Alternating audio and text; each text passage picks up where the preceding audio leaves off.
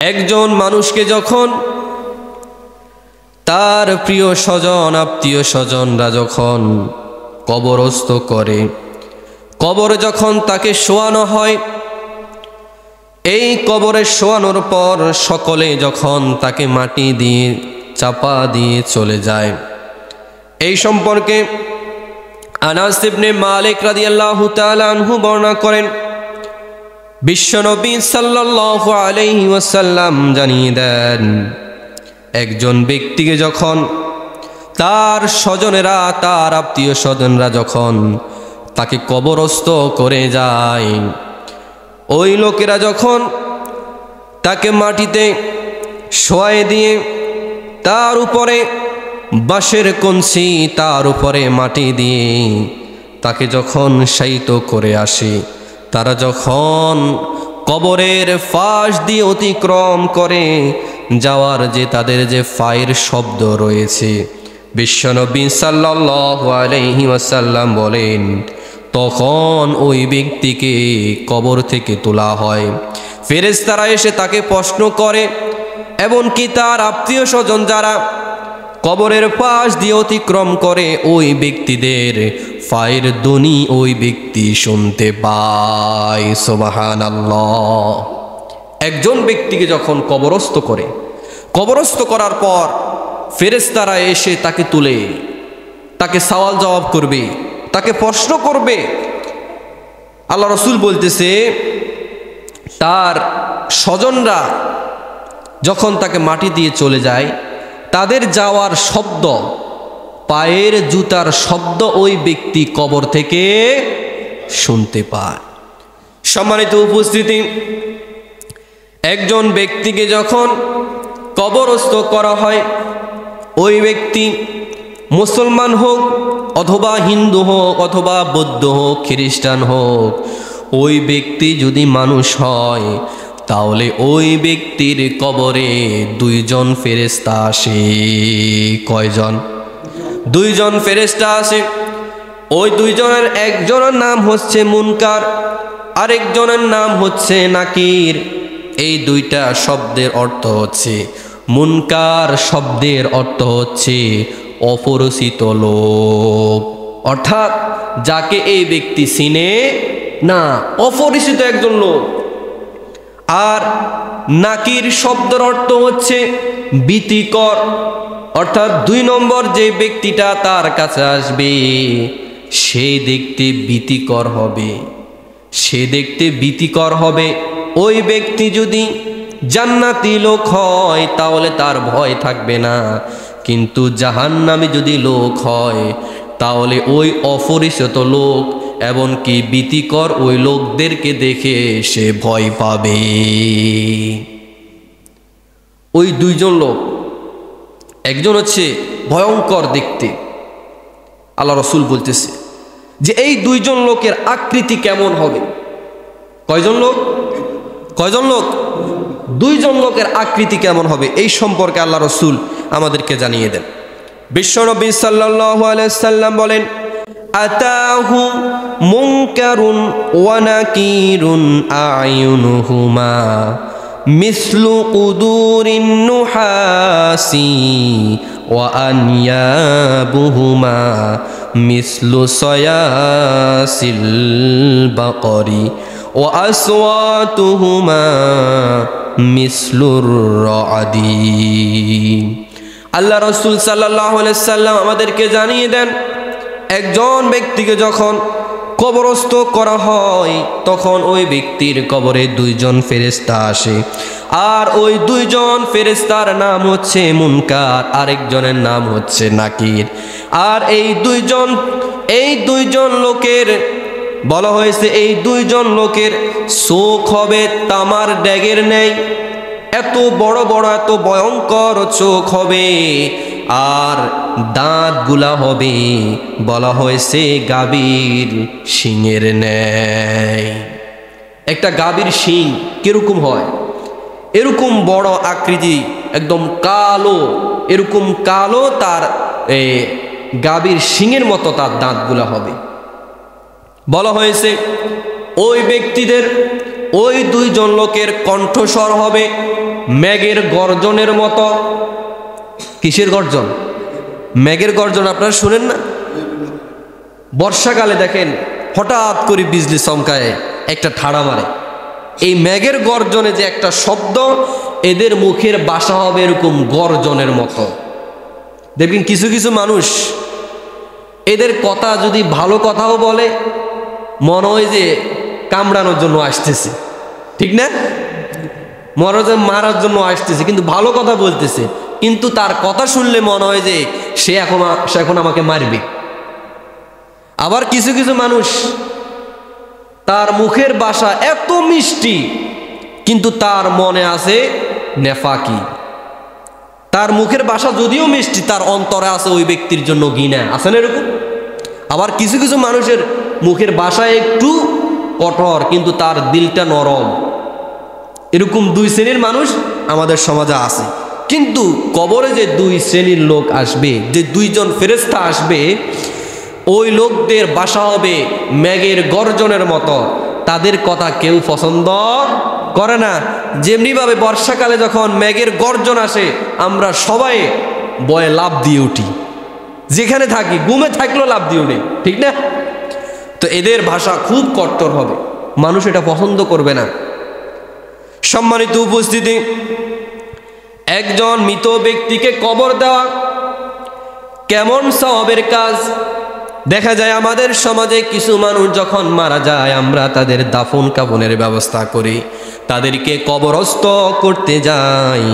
এই সম্পর্কে আল্লাহ রাসূল জানিয়ে দেন যে একজন ব্যক্তিকে যখন কবরস্থ করা হয়, তাকে জানাজার নামাজ দেওয়া হয়, তাকে কবর দেওয়া হয়, এর বিনিময় যারা কবর দিবে, যারা তার জানাজার নামাজ পড়বে, আল্লাহ রাসূল বলতেছে তাদের জন্য 2 কেরাত সওয়াব রয়েছে। সুবহানাল্লাহ। আল্লাহ রাসূল সাল্লাল্লাহু আলাইহি সাল্লাম বলেন, মান সাল্লা আলা জানাজাতিন ফালাহু কিরাতুন ফাইন শাহিদা দাফনাহা ফালাহু কিরাতানিল কিরাতু মিসলা উহুদিন। আল্লাহ রাসূল সাল্লাল্লাহু আলাইহি সাল্লাম জানিয়ে দেন, কোন ব্যক্তি যদি জানাজার নামাজ আদায় করে, ওই ব্যক্তির জন্য 1 কেরাত সওয়াব রয়েছে। কয় কেরাত? 1 কেরাত সওয়াব। সাহাবীরা প্রশ্ন করলো, 1 কেরাত সওয়াব মানে কি? আল্লাহ রাসূল সাল্লাল্লাহু আলাইহি ওয়াসাল্লাম জানিয়ে দেন, 1 কেরাত মানে হচ্ছে উহুদ পাহাড় সমান নেকি। উহুদ পাহাড় সমান। এবার আসুন, উহুদ পাহাড় কিরকম বড় পাহাড়? বলতেছে উহুদ পাহাড় উচ্চতায়, উহুদ পাহাড় উচ্চতায় হচ্ছে 3533 ফুট। 3533 ফুট উচ্চতায়। বলা হয়েছে মিটার করলে এটা হয় 1077 মিটার। 1000 কত? 77 মিটার। আর দৈর্ঘ্য কত? দৈর্ঘ্য বলতেছে, দৈর্ঘ্য হচ্ছে 7.5 কিলোমিটার। কত কিলোমিটার? 7.5 কিলোমিটার। তাহলে 7.5 কিলোমিটার। তাহলে আপনি চিন্তা করেন, এত বড় লম্বা উহুদ পাহাড়। আপনি যদি ওই উহুদ পাহাড়ের মতো সওয়াব নিতে চান, তাহলে যারা আমাদের সমাজে মারা যায়, ওই ব্যক্তিদের জানাজা পড়েন। 1 কেরাত মানি এই উহুদ পাহাড় সমান সওয়াব আল্লাহ আপনার আমলনামায় দিয়ে দিবে। এবার আসুন, যারা দাফন কাফন দিবে, দাফন দিবের পর এই জানাজার নামাজ পড়লো 1 কেরাত সওয়াব। এবার যারা কবরে মাটি দিবে, এদের জন্য বলা হয়েছে 1 কেরাত সওয়াব। তাহলে 2টা পাহাড়, 2টা উহুদ পাহাড় সমান আপনি নেকি পাইতেছেন। সম্মানিত উপস্থিতি, বিশ্বনবী সাল্লাল্লাহু আলাইহি সাল্লাম যখন জানাজার নামাজ আদায় করতেন, মানুষকে যখন কবরস্থ করতেন, তাদেরকে মাটি দিয়ে তারপরে উনি ফিরে আসতেন। হযরতে ওসমান ইবনে আফফান রাদিয়াল্লাহু তাআলা আনহু বর্ণনা করেন, আল্লাহ রাসূল সাল্লাল্লাহু আলাইহি সাল্লাম বর্ণনা করেন যে রাসূল সাল্লাল্লাহু আলাইহি সাল্লাম মৃত ব্যক্তিকে দাফন করার পর তার কবরের কাছে কিছুক্ষণ দাঁড়াতেন এবং সাহাবায়ে কেরামকে বলতেন, তোমরা তোমাদের ভাইয়ের জন্য আল্লাহর কাছে ক্ষমা প্রার্থনা করো। দাফন কাফন করার পর বলতো, তোমরা তোমার এই ভাইয়ের কবরের সামনে কিছুক্ষণ দাঁড়াও, তার জন্য দোয়া করো, তার জন্য ক্ষমা প্রার্থনা করো, কারণ এখন তাকে কবর থেকে উঠানো হবে, তাকে উঠায়া বসানো হবে, বসায়া তাকে প্রশ্ন করা হবে।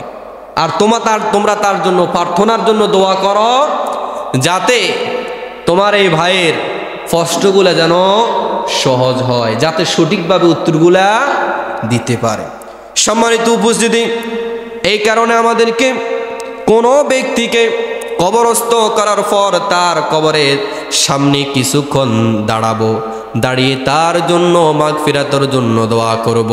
কিন্তু দুঃখজনক বিষয় হচ্ছে, আমাদের সমাজে যখন কোনো ব্যক্তি মৃত্যুবরণ করে, ওই মৃত ব্যক্তিকে নিয়ে অনেক তামাশা হয়, অনেক তামাশা হয়। কিরকম?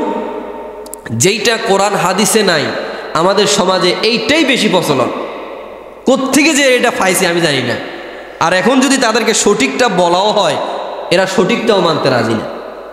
অথচ সঠিকটা হচ্ছে, একজন ব্যক্তি যখন মারা যাবে তাকে তাড়াতাড়ি দাফন কাফনের ব্যবস্থা করে দাও।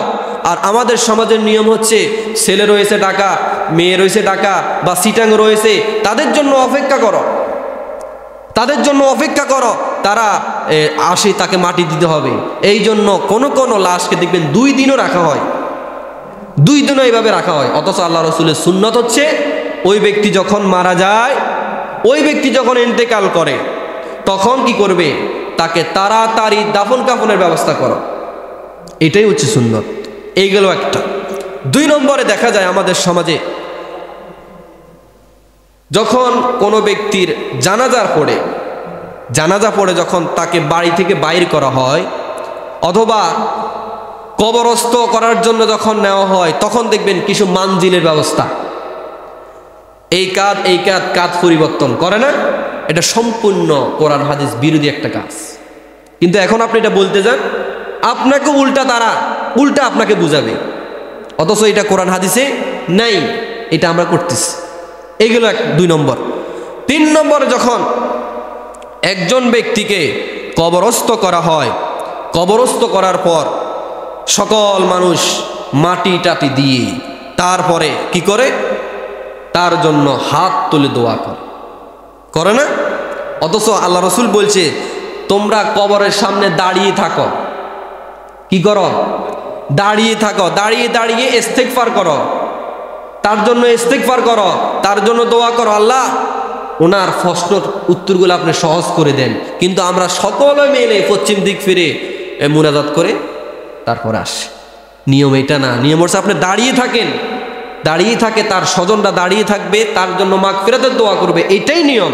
আর আমরা কি করি? সবাই একত্রিত হয়ে মুনাজাত করি, এবার বাড়িতে চলে যাই। নিয়ম এটা না, নিয়ম এইটা। কিন্তু আমরা এটা মানতে রাজি না। এটা যদি কেউ বলে, আমরা তার বিরোধিতা করি, তার পিছনে লাগি। এখন বর্তমানে সঠিকটা বলাও বিপজ্জনক, সঠিকটা কেউ মানতে চায় না। যেটা কোরআন হাদিসে নাই, সেইটা নিয়ে আমাদের টানাটানি শুরু। সম্মানিত উপস্থিতি, এই কারণে আল্লাহ পাক রব্বুল আলামিন আমাদেরকে সঠিকটা পালন করার তৌফিক দান করুক। সকলে বলি আমিন। সম্মানিত উপস্থিতি, এই বিষয়ে আপনাকে আমি বুড়ি হাদিস দেখাতে পারবো, যেই সম্পর্কে আল্লাহ রসুল সাল্লাল্লাহু আলাইহি সাল্লাম জানিয়ে দিয়েছেন, যখন কোনো ব্যক্তিকে কবরস্থ করা হয়, কোনো মঞ্জিলের ব্যবস্থা নাই, ওই ব্যক্তিকে যখন কবরস্থ করা হবে, তারপরে তাকে যে মঞ্জিলের যে ব্যবস্থা করা হয়, এটা কোরআন হাদিসে কোনো জায়গায় নাই। কিন্তু সঠিক যেটা, আপনাকে আমি এটা হাজার দেখাতে পারবো। এমনকি বড় বড় আলেম যারা, আপনি তাদেরকেও জিজ্ঞাসা করিয়েন, তারা বলবেও এটা নাই। কিন্তু আমাদের সমাজের কিছু মানুষ, কিছু আলেমরা আছে, এটা সমাজে চালু রাখছে, তারা ইনকাম হয়। সম্মানিত উপস্থিতি, এরপর বলা হয়েছে আল্লাহ রাসূল সাল্লাল্লাহু আলাইহি সাল্লামের একজন সাহাবী আমর ইবনে আস রাদিয়াল্লাহু তাআলা আনহু যখন মুমূর্ষু অবস্থায় তিনি বলতেছে যে আমার আত্মীয় স্বজনরা যখন আমাকে কবরস্থ করবে, কবরস্থ করার পর একটা ছাগল জবাই করার পর অথবা একটা উট জবাই করার পর ওই উটটা কেটে তারপরে তাকে যে মানুষকে বন্টন করতে যে সময় লাগে, তোমরা এই সময় পর্যন্ত আমার কবরের পাশে তোমরা দাঁড়িয়ে থাকো। ওনাকে প্রশ্ন করা হলো, কেন আমরা দাঁড়িয়ে থাকবো? উনি বলতেছে তোমরা যখন কবরের পাশে দাঁড়িয়ে আমার জন্য দোয়া করবে, ইস্তিগফার করবে, তখন আমি নিঃসঙ্গতা অনুভব করব না। কারণ কবরে যারা থাকে তারা তো নিঃস্ব না ভাই। তাহলে সে বলতেছে তোমরা যদি আমার কবরের পাশে দাঁড়িয়ে থাকো তাহলে আমি নিঃসঙ্গতা অনুভব করব না, এই কারণে তোমরা এই কবরের পাশে দাঁড়িয়ে থাকবে। সম্মানিত উপস্থিতি, এই গেল একটা বিষয়। তারপরে আমাদের সমাজে দেখবেন কবরস্থ করার পর চার কোনায় চারটা খেজুরের লাঠি, আবার মাঝখানেও একটা লাঠি। এই নিয়ম আছে না? দেখেন না এই নিয়ম? চার কোনায় চারটা লাঠি, আবার মাঝখানেও একটা লাঠি, যে ওই ব্যক্তি যেন উঠতো না হারে। কি বলেন? ওই ব্যক্তি যেন উঠতো না হারে। চার কোনা চারকে খিলে দিলাম, আবার মাঝখানেও খিলে দিছে যেন উঠতো না হারে। এই খিলন এটা কোথায় পাইছে? সম্মানিত উপস্থিতি, এই সম্পর্কে একটা হাদিস রয়েছে মুসলিম শরীফে। এই মর্মে একটা হাদিস রয়েছে, যে হাদিসটার মধ্যে আমরা দেখতে পাই আল্লাহ রাসূল সাল্লাল্লাহু আলাইহি সাল্লাম ওনার জীবনের 63 বছরের মধ্যে মাত্র 2টা কবরের মধ্যে খেজুরের ডাল পুঁতে দিয়েছেন। আর ওনার 63 বছরের মধ্যে আপনি অন্য কোনো জায়গায় এই সুন্নতটা পাবেন না।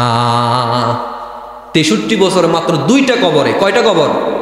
2টা কবরে ফুটছে। হ্যাঁ, এই 2টা কবর ফুটানোর জন্য আল্লাহ রাসূল প্রয়োজন মনে করছে, এই কারণে করেছে।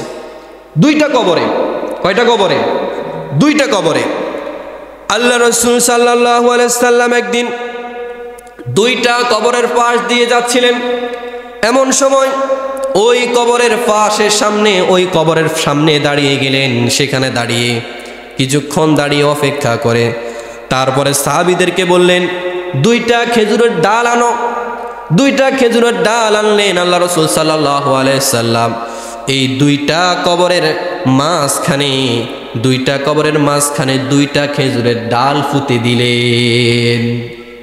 এরপরে সাহাবীরা প্রশ্ন করলো, ইয়া রাসূলুল্লাহ, আপনি কবরের মধ্যে কেন পুঁতলেন? এই পর্যন্ত তো কোনো জায়গায় দেখলাম না যে আপনি কবর দেওয়ার পরে খেজুরের ডাল পুঁতছেন। এটা তো আমরা কোনো জায়গায় দেখি নাই। তো এই 2টা কবরের মধ্যে কেন পুঁতলেন? তখন আল্লাহ রাসূল বলতেছে যে এই 2টা কবরে আযাব হচ্ছে। 2 কবর কি হচ্ছে? আযাব হচ্ছে। কেন হচ্ছে? কারণ এদের মধ্যে একজনে ফরসাব করার পর পানি খরচ করতো না। কি খরচ করতো না? পানি খরচ করতো না। সঠিকভাবে পানি খরচ না করে আবার অজু করে আবার নামাজও পড়তো। অজু করে কি করতো? নামাজ পড়তো। এই কারণে মূলত এদের কবর কি হইতেছে? আযাব হইতেছে। তো এই আযাবটা আল্লাহ রাসূল দেখছে। কবরে কি হইতেছে?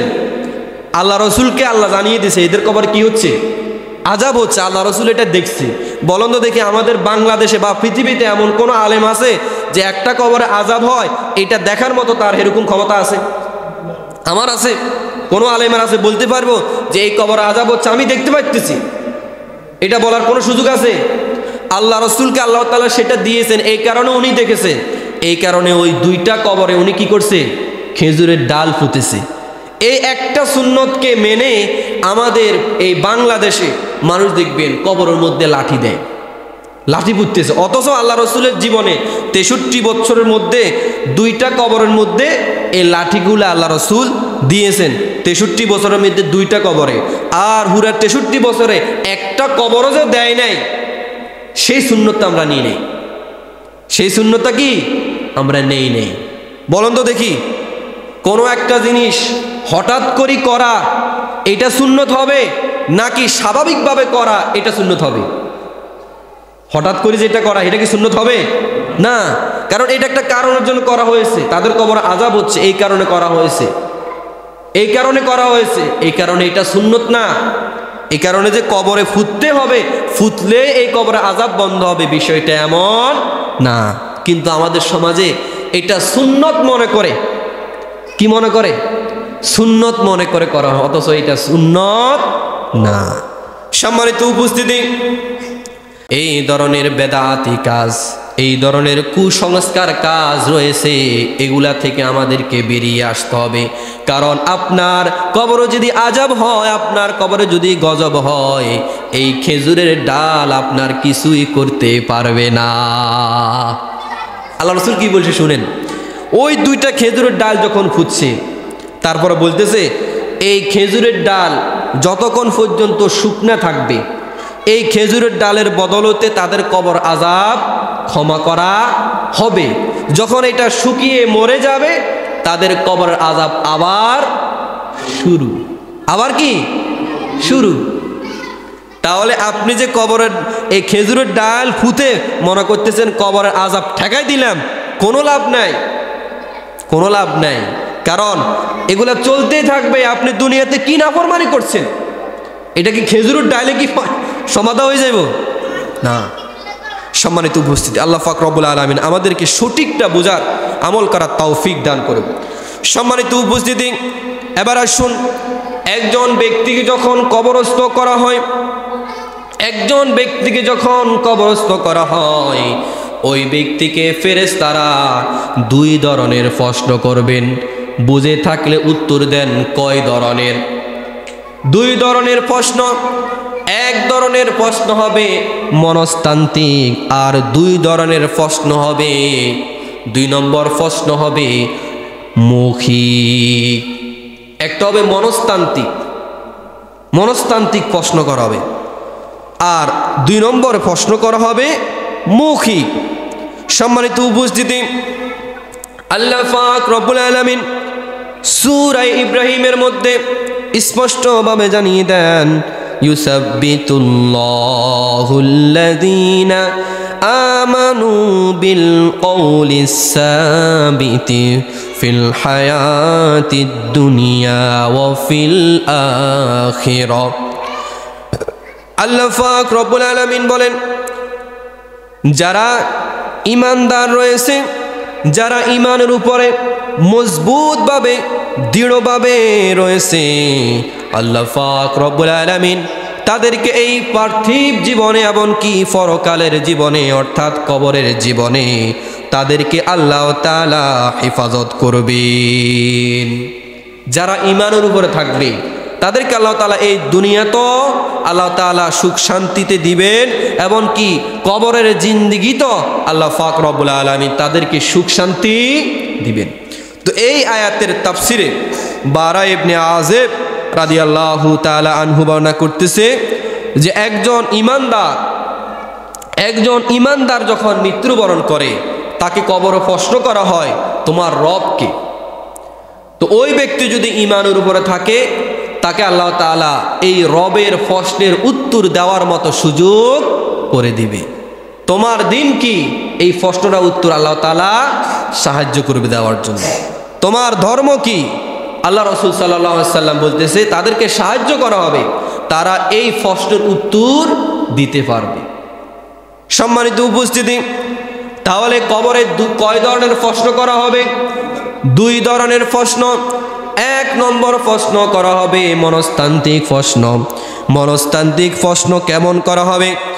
এই প্রসঙ্গে জাবের ইবনে আব্দুল্লাহ রাদিয়াল্লাহু তাআলা আনহু বর্ণনা করতেছে, আল্লাহ রাসূল সাল্লাল্লাহু আলাইহি ওয়াসাল্লাম বলেন, ইযা দাখালাল মাইয়িতুল কবর মুসিলাত লাহুশ শামসু ইনদা গুরুবিহা ফায়াজলিসু ইয়ামসাহু আইনাইহি ওয়া ইয়াকুলু দাউনি উসাল্লি।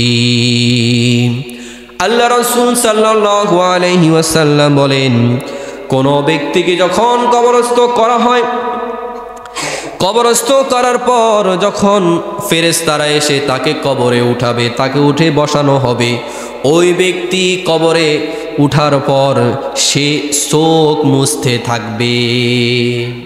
আমরা যখন ঘুম থেকে উঠি, আমরা উঠার পরে চোখ মুছি না, চোখ পরিষ্কার করি, চোখের যদি কোনো কাঁচরা থাকে এগুলা পরিষ্কার করি। তো ওই ব্যক্তি মনে করবে যে আমি আমার ঘরেই রয়েছি, মনে হয় যে আমি কি করছি, আমার ঘরেই রয়েছি, আমি এখন ঘুম থেকে উঠছি। আল্লাহ রসুল বলতেছে ওই ব্যক্তি মনে করবে যে সে মনে হয় ঘরে রয়েছে, সে চোখ মুছতে থাকবে, আর তার সামনে আল্লাহ পাক রব্বুল আলামিন সূর্যটাকে অস্তগামী এরকম অবস্থায় তার সামনে দেখানো হবে। সে উঠে দেখবে সূর্যটা ডুবে যায়, আর ওই ব্যক্তি চোখ মুছতে মুছতে বলতে থাকবে আমাকে নামাজ পড়ার জন্য সুযোগ দেন, আমাকে নামাজ পড়ার জন্য কি দেন, সুযোগ দেন। ফেরেশতাদেরকে আবাউট করবে যে আপনারা আমাকে নামাজ পড়ার জন্য সুযোগ দেন, কারণ নামাজের সময় শেষ হয়ে যায়, মাগরিবের সময় উপস্থিত হয়ে যাইতেছে, আমাকে আপনারা একটু নামাজ পড়ার জন্য সুযোগ করে দেন। সুবহানাল্লাহ। এই এক নম্বর, এক ধরনের প্রশ্ন হবে মনস্তান্ত্রিক প্রশ্ন। যে ব্যক্তি 5 ওয়াক্ত নামাজ পড়ে, 5 ওয়াক্ত নামাজের পাবন্দি করে, ওই ব্যক্তি কবরে যাওয়ার পরে তাকে যখন উঠানো হবে তখন সে নামাজ পড়তে চাইবে, সে নামাজ পড়তে চাইবে। এটাই হচ্ছে তার 1 নম্বর পরীক্ষা। 1 নম্বর পরীক্ষায় যখন ওই ব্যক্তি পাশ করে গেছে, এবার ওই ব্যক্তিকে জানিয়ে দেওয়া হবে তুমি তো মারা গেছ, তুমি তো এখন কবরে, তুমি এখন কোথায়, তুমি কবরে। কিন্তু যারা নামাজ পড়ে নাই, যারা নামাজ পড়ে নাই, রীতিমতো নামাজ পড়ে না, এই ব্যক্তিরা কবরে যাওয়ার পর যখন তাদেরকে উঠানো হবে, তারা ওই ফেরেশতাদের দেখে ভয় পেয়ে যাবে। আমি বলছিলাম না, তাদের চোখ হবে একদম লাল, একদম কালো বর্ণের, এতটাই কালো বর্ণের হবে, তাদেরকে দেখে তারা ভয় পাবে ওই লোকেরা। কিন্তু ওই জান্নাতি লোকেরা তাদেরকে দেখে ভয় পাবে না, তারা বলবে যে আমাদেরকে নামাজ পড়ার সুযোগ দেন। কি বলবে? নামাজ পড়ার সুযোগ দেন। সে নামাজে ছিল, এইটাই প্রমাণ, সে যে নামাজে ছিল এইটাই প্রমাণ।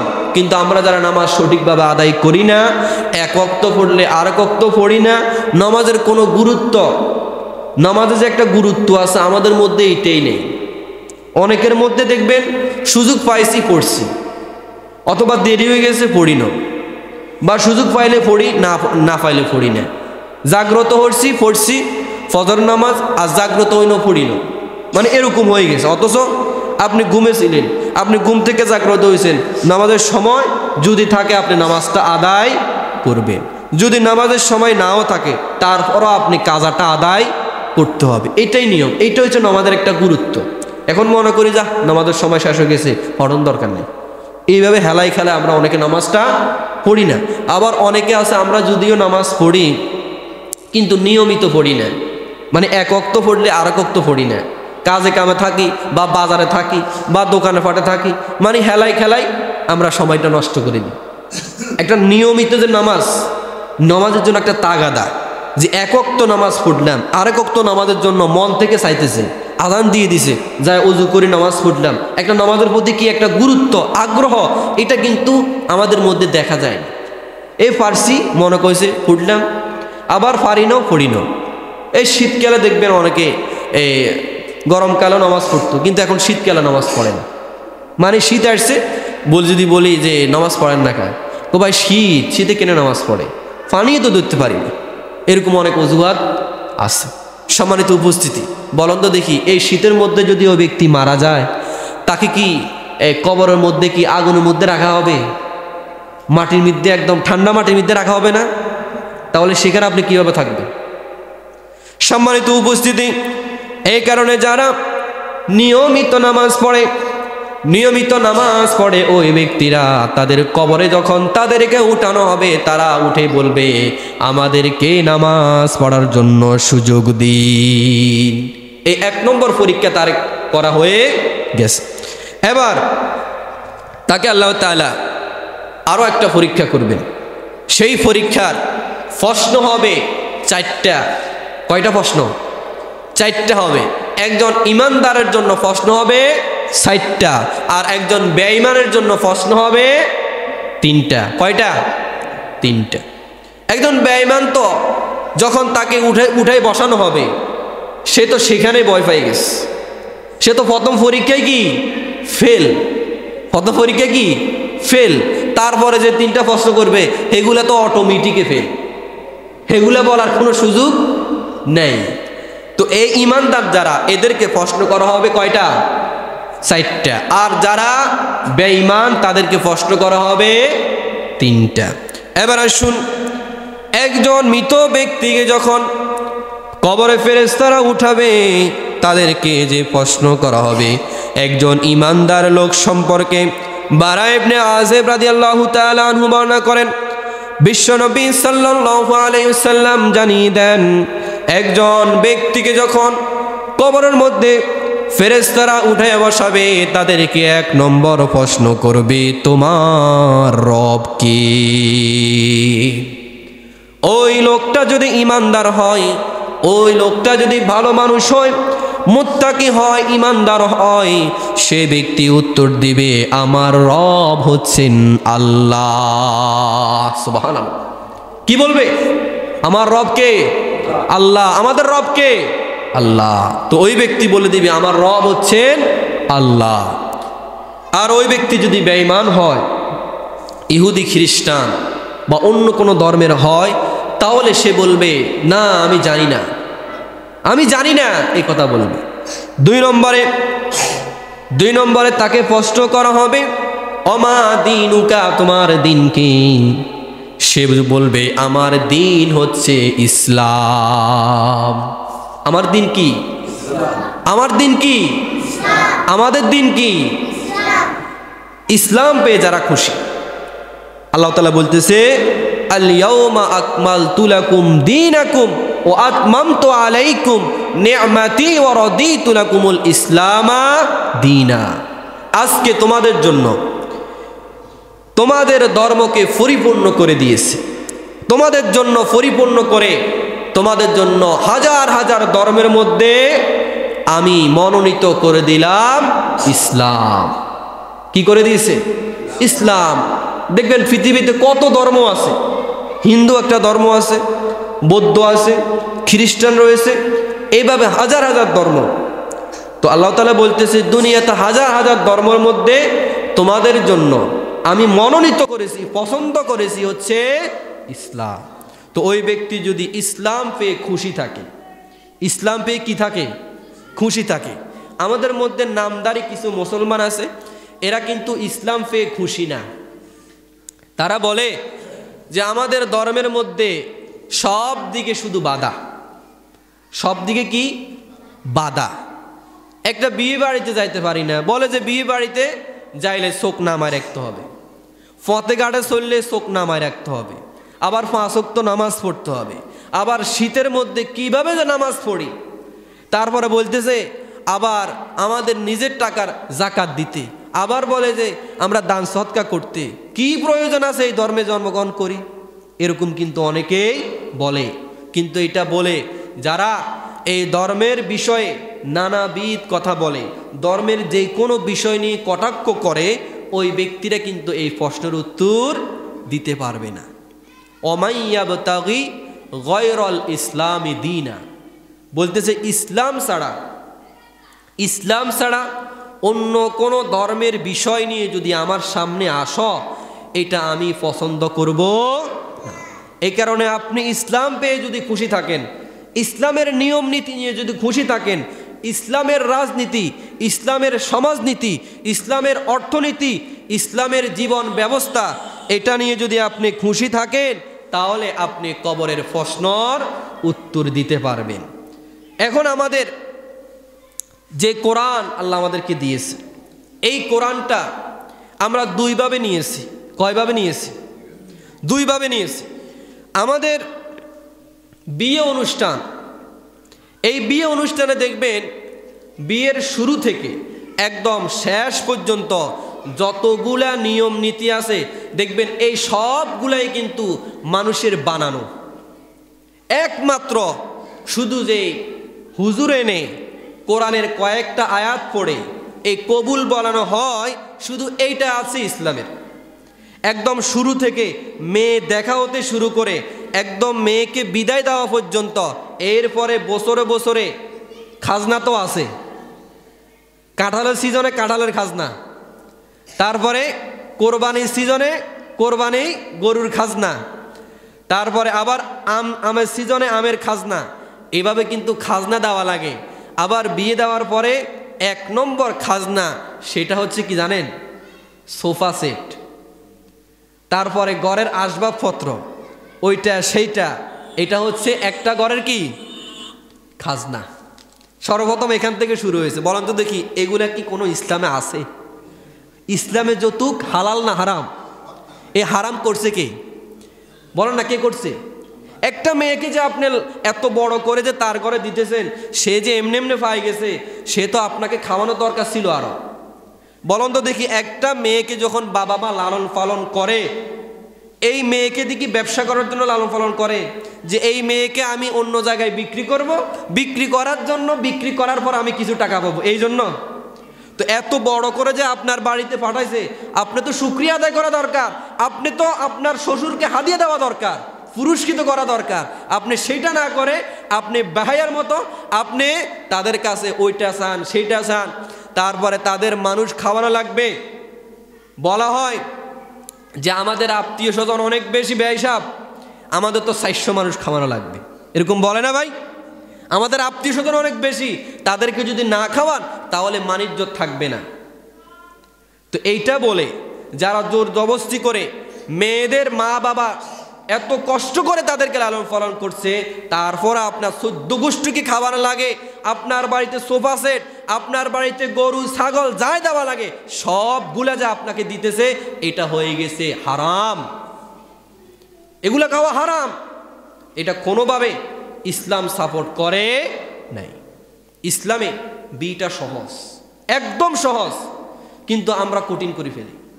আমরা কঠিন করে ফেলছি কিভাবে? সমাজের নিয়ম নীতি, রীতিনীতি। ইসলামে কি সমাজের এই নিয়ম নীতিগুলা কি ইসলামে ঢুকছে? ইসলামে আছে? নাই।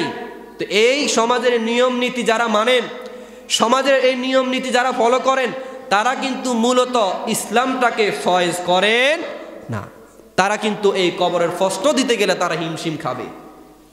সম্মানিত উপস্থিতি, এই জন্য যারা ইসলাম পেয়ে খুশি, ইসলাম পেয়ে তারা আনন্দিত, ইসলামের নিয়ম নীতি, ইসলামের অর্থনীতি, ইসলামের জীবন ব্যবস্থা, ইসলামের রাজনীতি, অর্থনীতি নিয়ে যারা খুশি রয়েছে, তারাই কবরের সঠিক উত্তরটা দিতে পারবে। আর নসে ওই ব্যক্তি যদি দুনিয়াতে নাফরমানি করে, ইসলাম ছাড়া অন্য কোনো দিন, অন্য কোনো নিয়ম নীতি যদি ওই ব্যক্তি ফলো করে, ওই ব্যক্তি মানে, তাহলে কবরের প্রশ্নের উত্তর সে দিতে পারবে না। কবর উত্তর দিতে পারবে না, কারণ দুনিয়াতে তো ইসলামটা মানে নাই। নামাজে ইসলাম মেনেছে, অর্থনীতিতে মানে নাই, তারপরে বিয়েতে কবুল বলতে গিয়ে তারপরে হুজুরকে এনে যে কোরআন শরীফের কয়েকটা আয়াত পড়ে ইসলামটা মেনেছে, বিয়ের আগে পরে কিছুই মানে নাই। তারপরে একটা ব্যবসা বাণিজ্য দেখেন, একজন মানুষ ব্যবসা শুরু করতেছে, তো আমাকে দাওয়াত দিছে, আমি যাই সুন্দর করে মুনাজাত করে দোয়া করে দিলাম। এরপর থেকে সে যে ব্যবসা করতেছে, তাকে যদি বলি হালাল ব্যবসা করেন, সে হালাল ব্যবসা করে না, সে হারাম ব্যবসা করে। তাহলে ইসলামটাকে সে শুরু করছে কি? দোয়ার জন্য।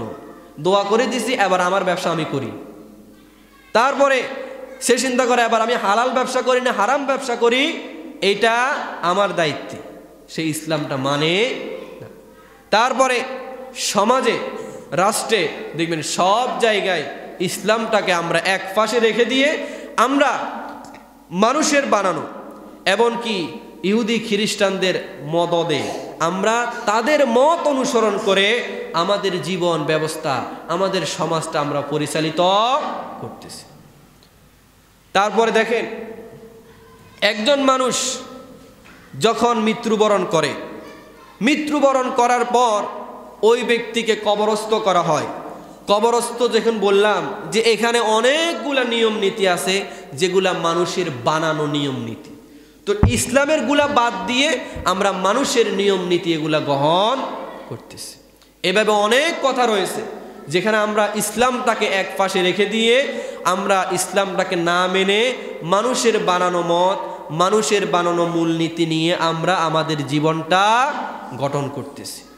সম্মানিত উপস্থিতি, তো যারা ইসলাম পেয়ে খুশি, ইসলামের নিয়ম নীতি, ইসলামের রাজনীতি নিয়ে খুশি, তারা এই প্রশ্নগুলোর উত্তর দিতে পারবে।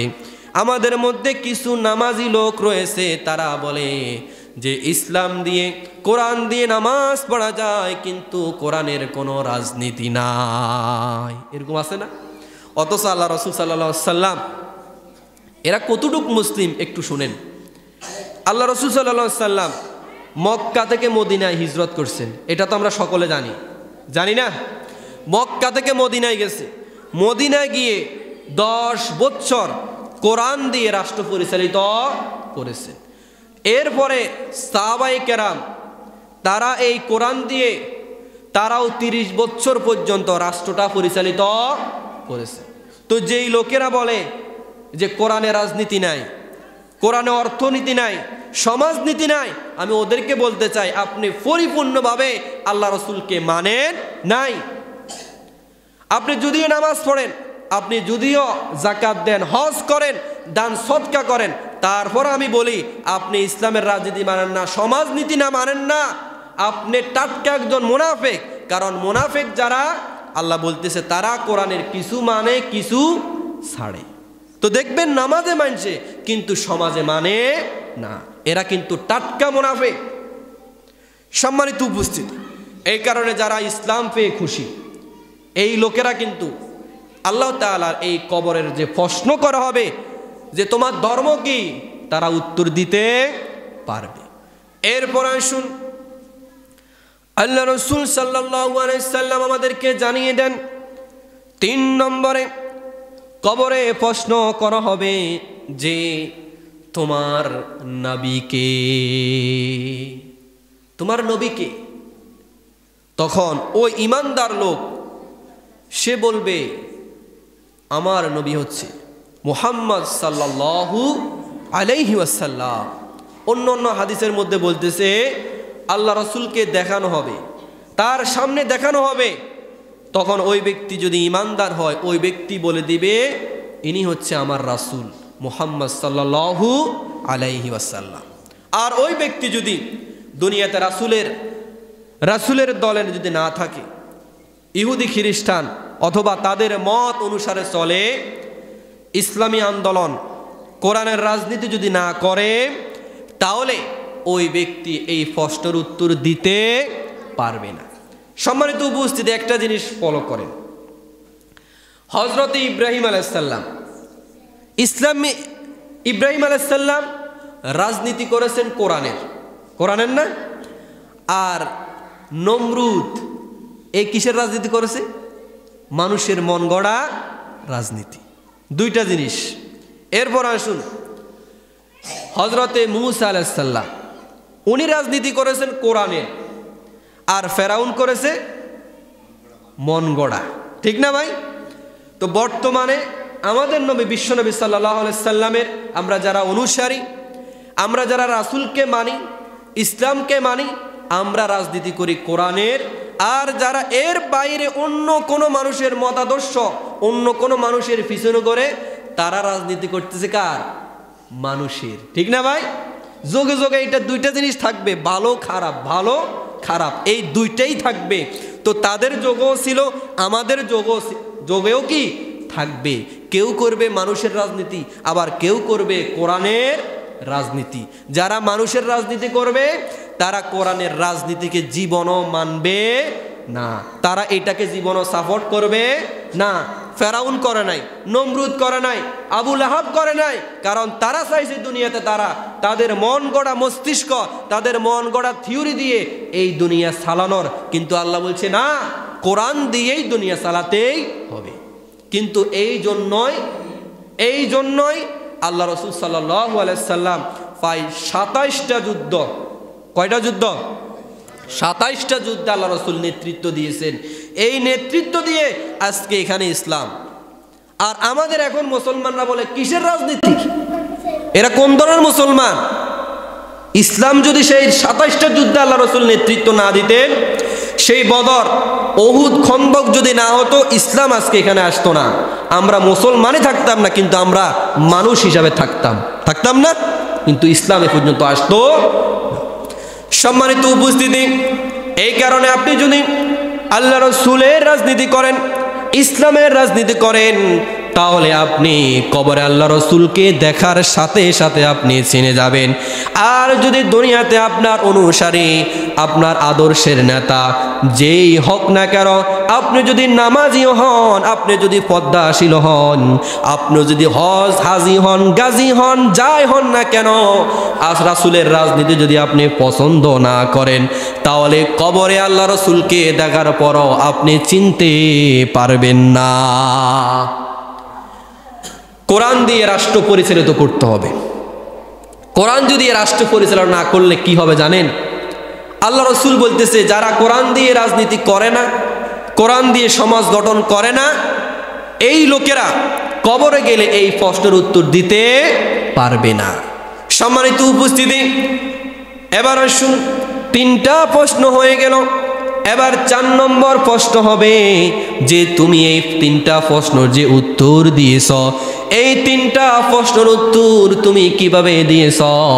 তখন ওই ইমানদার লোক, ওই মুত্তাকি লোক বলে দিবে, আমি এই বিষয়ে কোরআন থেকে জেনেছি। আমি এই বিষয়ে কোথায় জেনেছি? কোরআন থেকে জেনেছি, হাদিস থেকে জেনেছি। বলেন তো দেখি, আমাদের সময় কি রাসূল আছে? পৃথিবীতে কোনো নবী আছে? নাই। আল্লাহর পক্ষ থেকে জিনিস পাওয়া মাত্র একটাই জিনিস, সেটা হচ্ছে কি? কোরআন। তো আমরা উত্তর দিব যে এই 3টা প্রশ্নের উত্তর যে আমরা দিয়েছি, এটা আমরা কোরআন থেকে দিয়েছি। কি থেকে দিয়েছি? কোরআন থেকে দিয়েছে। বলেন তো দেখি, তাহলে কোরআন পড়ার দরকার আছে না নাই? কোরআন যদি আপনি না পড়েন, তাহলে আপনি উত্তর পাবেন কোথায়? আপনি যদি বলেন অমুক আলেমের কথা শুনছি, অমুক আলেমও বলছে, তমুক আলেমও বলছে, আপনি ধরা খেয়ে যাবেন। সেখানে উত্তর হবে, আপনি যদি কোরআনের কথা বলতে পারেন, তাহলে আপনি সঠিক উত্তর দিয়েছেন। আর যদি কোরআনের কথা না বলতে পারেন, তাহলে আপনার উত্তর সঠিক হবে না। সম্মানিত উপস্থিতি, এই 3টা প্রশ্নের উত্তর, এমনকি 4 নম্বর প্রশ্ন যখন আপনাকে করা হবে, সাথে সাথে আসমান থেকে একটা ঘোষণা আসবে যে আমার এই বান্দা যেই কথাগুলা বলেছে, যে উত্তরগুলা দিয়েছেন, সেই উত্তরটা সঠিক হয়েছে। বলুন তো দেখি, স্কুল কলেজে অথবা মাদ্রাসায় যারা পরীক্ষা দেন, পরীক্ষার হলে আজকে বাংলা বিষয় দেওয়ার পরে সাথে সাথে কি আপনার রেজাল্ট দেখানো হয়? বলেন না, সাথে সাথে দেখায়। আপনার প্রত্যেক পরীক্ষা একদম 10টা অথবা 15টা পরীক্ষা দেওয়ার পর এবার কয়েকদিন সময় নিয়ে তারপরে আপনার একটা রেজাল্ট শিট বাইর হয়। 60টা প্রশ্নের উত্তর দিয়েছেন, ফেরেশতারা আপনাকে বলবেও না যে আপনার উত্তরটা কি হয়েছে, সঠিক হয়েছে। কিন্তু এই 60টা প্রশ্নের উত্তর যখন হয়ে গেছে, তখন আসমান থেকে ঘোষণা আসছে যে আপনার উত্তরগুলা কি হয়েছে, সঠিক হয়েছে। এবার যখন আপনার উত্তরটা সঠিক হয়ে যাবে, তখন ফেরেশতারা আপনাকে ছেড়ে চলে যাবে। এবার বলতেছে, আপনার চোখ যতটুক দূরে যাবে, ততটুক পর্যন্ত আপনার দৃষ্টি সীমা পর্যন্ত কবরটা প্রশস্ত হয়ে যাবে, অনেক বড় হয়ে যাবে কবরটা। তারপরে আপনাকে জান্নাতি পোশাক পরানো হবে। জান্নাতি পোশাক পরানোর পর জান্নাত থেকে একটা গর্ত, জান্নাত থেকে একটা রাস্তা করে দেওয়া হবে। জান্নাতের স্নিগ্ধ হাওয়া এমনকি আরামায়েশ আপনার কবরে আসতে থাকবে। আপনি, বলা হয়েছে, একটা পুত্রবধূ একটা কোণে যেভাবে বাসর রাত্রিতে ঘুমায়, ওই লোকটা এমনিভাবে কবরে ঘুমিয়ে যাবে একদম কিয়ামত পর্যন্ত। সুবহানাল্লাহ বলেন না? এইগুলো ইমানদার। আর যখন একজন নাফরমানকে এই 3টা প্রশ্ন করা হবে, তখন ওই ব্যক্তি বলবে যে আমি কিছুই জানি না। তখন এক নম্বরে তার শাস্তি হবে কি? এক নম্বরে বলা হয়েছে, আল্লাহ রাসূল সাল্লাল্লাহু আলাইহি সাল্লাম বলেন, কোন নাফরমান যখন প্রশ্নের উত্তর দিতে পারবে না, কোরআনের এই সঠিক উত্তর না দেওয়ার কারণে, এক নম্বরে জাহান্নাম থেকে তার জন্য একটা পোশাকের ব্যবস্থা করবে।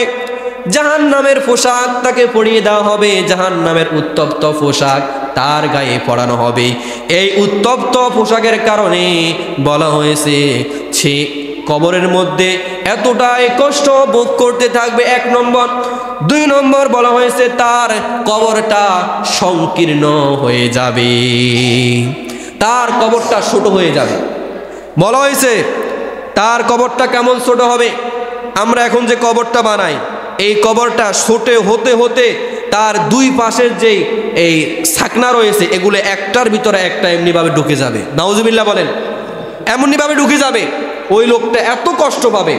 তাহলে দুই নম্বর হচ্ছে ওই লোকটা কবরটা সংকীর্ণ হয়ে যাবে। তিন নম্বরে আল্লাহ রাসূল সাল্লাল্লাহু আলাইহি সাল্লাম বলেন, ওই ব্যক্তির কবরে দুইজন ফেরেশতা পাঠানো হবে। একজন ফেরেশতা হচ্ছে অন্ধ, আরেকজন ফেরেশতা হচ্ছে বোবা। এই দুইজন ফেরেশতা তার কবরে পাঠানো হবে। তারা কি করবে? আল্লাহ রাসূল সাল্লাল্লাহু আলাইহি সাল্লাম বলেন, ওই বোবা ফেরেশতা একটা লোহার হাতুড়ি নেবেন। ওই লোহার হাতুড়ি নিয়ে তার উপরে প্রচণ্ডভাবে আঘাত করবে।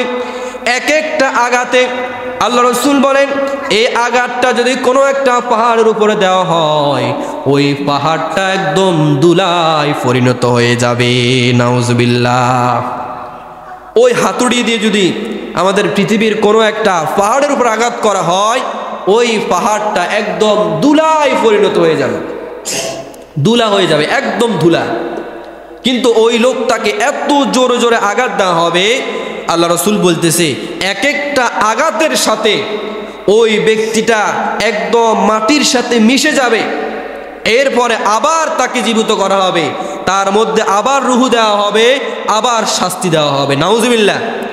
এইভাবে চলতে থাকবে সকাল বিকাল। যেমনিভাবে আমরা খাবার খাই, ওই ব্যক্তিকে সকাল বিকাল এইভাবে চলতেই থাকবে কিয়ামত পর্যন্ত। এমনকি বলা হয়েছে জাহান্নাম থেকে একটা সুড়ঙ্গ করে দেওয়া হবে। জাহান্নাম থেকে ভয়ঙ্কর সাপ, এক একটা সাপ তার কবরে আসতে থাকবে, আর তাকে সবল দেওয়া হবে, তাকে এইভাবে কষ্ট দেওয়া হবে। আল্লাহ রাসূল সাল্লাল্লাহু আলাইহি সাল্লাম বলেন, ওই সাপগুলা এতটাই বিষাক্ত হবে, যদি ওই সাপগুলা দুনিয়াতে যদি একবার নিঃশ্বাস ফেলতো, তাহলে ওই দুনিয়ায় কোনো গাছপালা জন্মাইতো না। আল্লাহু আকবার বলেন। তাহলে দেখেন এত বিষাক্ত সাপ, দুনিয়াতে একটা নিঃশ্বাস ফেললে দুনিয়ার সকল কিছু একদম নষ্ট হয়ে যেত, দুনিয়াতে কোনো গাছপালা জন্মাইতো না। সম্মানিত উপস্থিতি, এই কারণে কবরের জিন্দেগি খুবই ভয়ঙ্কর হবে। কবরের জিন্দেগি খুবই ভয়ঙ্কর। এই ভয়ঙ্কর আযাব থেকে যদি বাঁচতে চায়, তাহলে দুনিয়াতে রাসূলকে অনুসরণ করার দরকার আছে না নাই? নামাজ পড়ার দরকার আছে না নাই? ইসলাম নিয়ে খুশি থাকার দরকার আছে না নাই? যারা এই দুনিয়াতে রাসূলকে পেয়ে খুশি, ইসলামকে পেয়ে খুশি, নামাজ পড়ে, যাকাত দেয়, মানুষের ক্ষতি করে না, মানুষকে গালি দেয় না, এমনকি নিয়মিত আল্লাহর ইবাদত করে যায়, ওই ব্যক্তিকে আল্লাহ তাআলা কবরে কেমন সুখ শান্তি দিবেন শুনেন। তাদের জন্য কবরে কি রয়েছে আল্লাহ রাসূল সাল্লাল্লাহু আলাইহি সাল্লাম বলে দেন যে ওই লোকরা যারা ঈমানদার হবে, তাদের কবরে কিরকম আনন্দ, কিরকম খুশি হবে। বলা হবে ওই ব্যক্তিরা যখন কবরের প্রশ্নগুলা সঠিকভাবে দিয়ে দিবে, ওই ব্যক্তির কবরটা হয়ে যাবে জান্নাত। সুবহানাল্লাহ। ওই ঈমানদার লোক যখন কবরের প্রশ্নগুলার উত্তর দিয়ে দিবে, ওই ব্যক্তির জন্য এই কবরটা হয়ে যাবে জান্নাত। জান্নাত থেকে তাকে পোশাক পরিয়ে দেওয়া হবে, জান্নাতের নাজ নেয়ামত সে ভোগ করতে থাকবে কবরে থাকতে থাকতে। কবরে থাকতে থাকতে সে জান্নাতের এইভাবে সুঘ্রাণ পেতে থাকবে। আল্লাহ রাসূল বলেন, একজন ব্যক্তিকে যখন কবরে প্রশ্ন করা হবে, কবরে প্রশ্ন করার পর ওই ব্যক্তি যখন সঠিকভাবে উত্তরগুলা দিয়ে দিবে, তখন তাকে জাহান্নামের একটা দৃশ্য দেখানো হবে। জাহান্নামের একটা দৃশ্য তাকে দেখানো হবে। বলা হবে, ফেরেশতারা বলবে, হে বান্দা, তুমি যদি সঠিকভাবে উত্তর না দিতে তাহলে তোমাকে এই জাহান্নামে যাওয়া লাগতো। তুমি যদি সঠিক উত্তর দিতে না পারতে বান্দা, তুমি এখানে যাইতে। কোথায় যাইতে? এখানে যাইতে। এখন আল্লাহর অনুগ্রহে তুমি এই সঠিক প্রশ্নের উত্তর দিতে পেরেছ, এই কারণে তাকে দেখানো হবে, দেখো এই সুন্দর জান্নাত, এই সুন্দর নাজ নিয়ামত জান্নাত তোমার জন্য অপেক্ষা করতেছে। সুবহানাল্লাহ। আবার একজন নাফরমান, সে যখন সঠিক উত্তর দিতে পারবে না, তখন তার সামনে জান্নাতের দৃশ্য দেখানো হবে। তাকে বলা হবে, তুমি যদি সঠিক উত্তর দিতে পারতে তাহলে তুমি এই জান্নাতে যেতে। এখন তুমি সঠিক উত্তর দিতে পারো নাই, তখন আরেক ফেরেশতা দেখাবে, এখন তুমি এই জাহান্নামের কীট হবে। নাউজুবিল্লাহ। সম্মানিত উপস্থিতি, এই কারণে একজন ব্যক্তি যখন জান্নাতি হবে, ওই ব্যক্তি কবরের শাস্তি, ওই ব্যক্তি যখন জান্নাতি হবে কবরে নাজ নেয়ামত ভোগ করবে। আর একজন কাফের যখন, এই কাফের লোক, এই মুনাফিক, এই খারাপ লোক, ওই ব্যক্তির কবরটা হয়ে যাবে জাহান্নাম।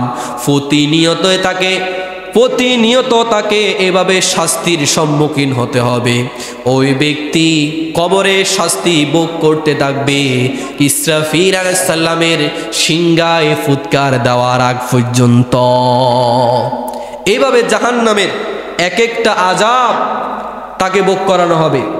এটা তো জাহান্নাম থেকে একটা ছিদ্র করে দেওয়া হয়েছে, সেখান থেকে কিছু আযাব তার কবরে আসে, সামান্য কিছু আযাব তার কবরে কি আসতেছে।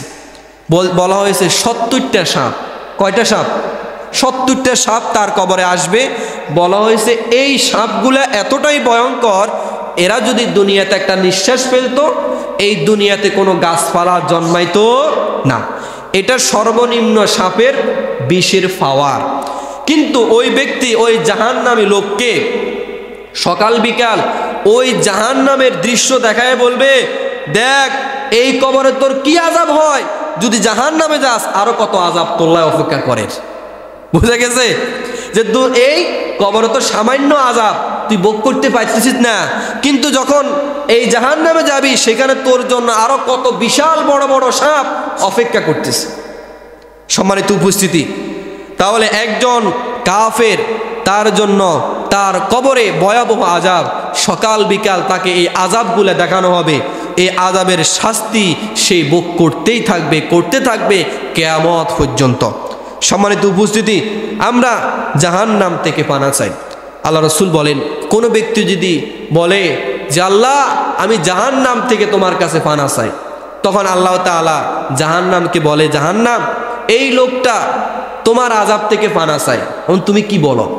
তখন জাহান্নাম বলতেছে, আল্লাহ আপনি এই ব্যক্তিকে মাফ করে দেন, আপনি এই ব্যক্তি কি করেন? মাফ করে দেন, অর্থাৎ তাকে আমি মুক্ত করে দিলাম, তাকে আপনি জান্নাতবাসী করেন। তাহলে আমরা সকাল বিকাল আল্লাহর কাছে জাহান্নাম থেকে পানা চাইতে পারি না? আল্লাহুম্মা আজিরনা মিনান নার, হে আল্লাহ আপনি আমাকে জাহান্নাম থেকে মুক্তি দান করেন, আপনি আমাকে জাহান্নাম আযাব থেকে মুক্তি দান করেন। সকাল বিকাল আপনি 7 বার করে বলেন। কয়টা জাহান্নাম? 7টা জাহান্নাম না? এই 7টা জাহান্নাম থেকে আমরা পানা চাইবো, আল্লাহুম্মা আজিরনা মিনান নার, আল্লাহুম্মা আজিরনা মিনান নার। এইভাবে মাগরিবের সময় 7 বার আর ফজরের সময় কয়বার? 7 বার। আল্লাহ পাক রব্বুল আলামিন এই জাহান্নামের এই কবরের ভয়াবহ আযাব থেকে আল্লাহ পাক রব্বুল আলামিন আমাদের সকলকে হেফাজত করুক। আল্লাহ তাআলা ঈমান নিয়ে খাঁটি ঈমানদার হয়ে মুসলিম হয়ে আমরা যেন কবরে যেতে পারি, আল্লাহ পাক রব্বুল আলামিন আমাদের সকলকে কবুল করুক। সকল বলে আমিন। ওয়া আখিরি দাওয়ানা আলহামদুলিল্লাহি রাব্বিল আলামিন।